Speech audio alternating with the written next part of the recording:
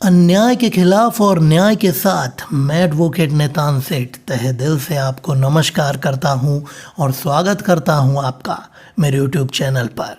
जैसा कि हम सब जानते हैं कि टैक्स ऑडिट की ड्यू डेट एक्सटेंड हो चुकी है, तो सबसे पहले मैं आप सभी को तहे दिल से धन्यवाद देना चाहूँगा कि आप सभी के अथक प्रयत्नों से, अथक प्रयासों से ये मुमकिन हो पाया है। वरना सरकार ने तो मन ही बना लिया था कि डेट एक्सटेंड नहीं करेंगे, लेकिन आपने सीबीडीटी को, गवर्नमेंट को मजबूर कर दिया ड्यू डेट एक्सटेंड करने के लिए।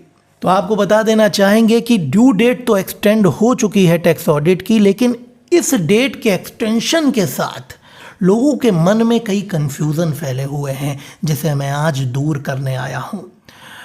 सर्कुलर नंबर 01/2022 जो कि 11 जनवरी 2022 में पास किया गया है सीबीडीटी के द्वारा, जिसमें कि टैक्स ऑडिट की जो ड्यू डेट थी 15 जनवरी उसे 15 फरवरी कर दिया गया है, और जो टैक्स ऑडिट के आईटीआर की ड्यू डेट 15 फरवरी थी उसे 15 मार्च कर दिया गया है। ये जो 1 महीने का एक्सटेंशन किया गया है वो टैक्स ऑडिट और टैक्स ऑडिट के आईटीआर के लिए है।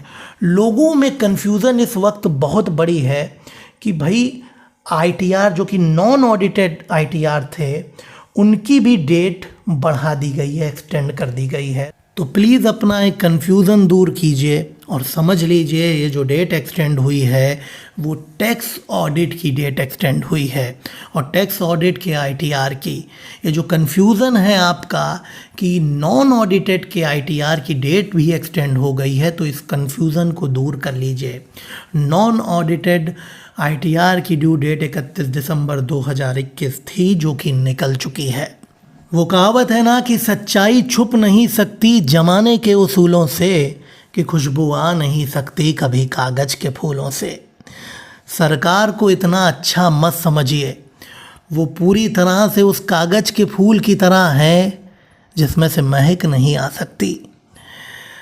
ये मजबूरी थी सरकार की कि उसने टैक्स ऑडिट की डेट एक्सटेंड की, क्योंकि दिवाली के बाद टैक्स ऑडिट के रिटर्न की यूटिलिटी दे पाए हैं, उसके बाद भी वो यूटिलिटी वर्किंग नहीं थी। ये जो इन्फोसिस का डिब्बा पोर्टल है ना, ये उसको अपडेट ही नहीं कर पाया था, तो उनकी मजबूरी थी कि वो टैक्स ऑडिट की डेट एक्सटेंड करे, वरना सीए बगावत नहीं कर देंगे। लेकिन आईटीआर जो कि नॉन ऑडिटेड केस थे, जिसकी 31 दिसंबर 2021 डेट थी, जो कि एक मध्यम वर्गीय लोग थे, जो कि एक नॉर्मल लोग थे, जो 3 लाख 4 लाख 5 लाख इनकम है जिसके साल की, उसके साथ सरकार ने बहुत गलत किया है। उनकी ड्यू डेट अभी भी एक्सटेंड नहीं हुई है, और मैं ड्यू डेट एक्सटेंड करने की बात नहीं कह रहा हूँ। इस साल असेसमेंट ईयर 2021-22 जो कि इन्फोसिस ने नया पोर्टल बनाया, वो पूरी तरह से डिब्बा पोर्टल था, पूरी तरह से बेकार पोर्टल था। आईटीआर 3 की भी ऑफलाइन यूटिलिटी आपको बता देना चाहेंगे 3 नवंबर के आसपास वर्क करना शुरू की, तो उसकी डेट क्यों नहीं एक्सटेंड की गई। आप सभी से आह्वान करना चाहूँगा कि अभी पूरी तरह से खुश मत होइए। आपको सेक्शन 234F जो पूरी तरह से गलत है, जो कहीं ना कहीं हमारे कॉन्स्टिट्यूशनल राइट का वायलेशन कर रहा है, उसको इस साल के लिए निरस्त कराना पड़ेगा आप सभी लोगों को मिलकर।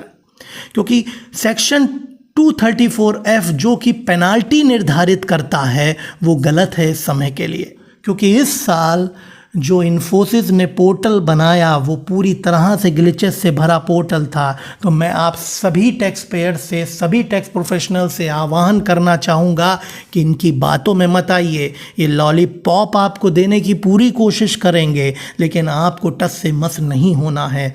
आपको सेक्शन 234F पूरी तरह से ख़त्म कराना है असेसमेंट ईयर 2021-22 के लिए, क्योंकि ये सरकार, मुझे ऐसा लगता है, कहीं ना कहीं मध्यम वर्गीय को ही पीसती है। टैक्स ऑडिट मतलब वो लोग जो कि अच्छे खासे संपन्न लोग हैं, जिनकी 1 करोड़ से ऊपर का टर्नओवर है, उन लोगों की डेट एक्सटेंड कराना। सही था, बिल्कुल सही था, क्योंकि आपके अंदर कमी थी, आप ही टैक्स ऑडिट की यूटिलिटी नहीं दे पाए टाइम से, और आखिरी टाइम तक आप अपडेट कर रहे थे। वो तो आपकी मजबूरी थी, लेकिन यहाँ पर आपने फिर एक मध्यम वर्गीय को पीसा है। उसकी डेट ना एक्सटेंड करके आपने दिखा दिया है कि आप मध्यम वर्गीय लोगों के दुश्मन हैं। जो आदमी 3 लाख, 4 लाख, 5 लाख इनकम जिसकी साल की है, उससे आप 1000 से लगाकर 5000 की पेनाल्टी जो ये ले लेंगे ना, तो कहीं ना कहीं आप उसके साथ गलत कर रहे हैं। उसके संवैधानिक अधिकार का आप उल्लंघन कर रहे हैं। एक तरफ आप उसके हाथ बांध दिए आपने, और दूसरी तरफ आप उसे मजबूर कर रहे हैं पेनाल्टी देने के लिए।